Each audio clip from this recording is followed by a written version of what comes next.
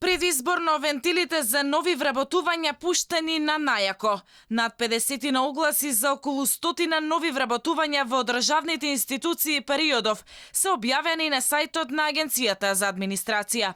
Меѓу нив е огласот за вработување на тројца службеници во канцеларијата на премиерот Заев. Министерството за земјоделство бара 14 лица за раководители, советници и соработници.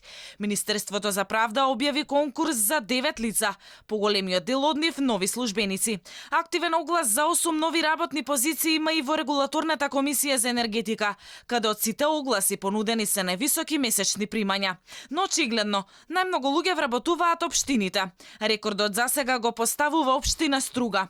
Градоначалникот Рамис Мирков во општината која се дави во долгови има потреба да вработи нови 30 лица. Градот Скопје бара 21 лице за 12 работни места. Општина Охрид и Карпаш вработуваат по 10 лица. Конкурси распишаа и помали општини, како Студеничани, Делчева, Свети Николе и други. Власта најави, вработувањата ќе продолжат, ама се правда дека не било предизборно, туку стандардна процедура на крај на годината.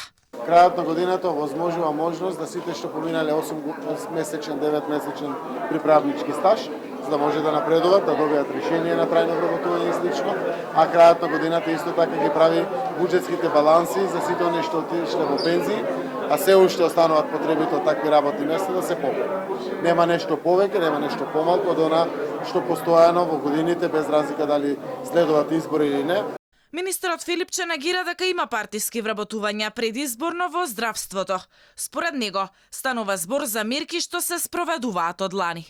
Процесот на вработување и изголемување на капацитетот во однос на кадарот во сите јавноздравствени установи започнуваше на почетокот на 2018 година, соочени со огромен недостаток на лекари и медицински сестри и врз основа на тоа дури компрометирана работа во одредени одделенија заради недостаток на кадар. Владеачката СДСМ додека беше во опозиција ја критикуваше тогашната влада на ВМРО ДПМН дека ја преполнува државната администрација. За сега од позиција на власт масовно да вработуваат кадри.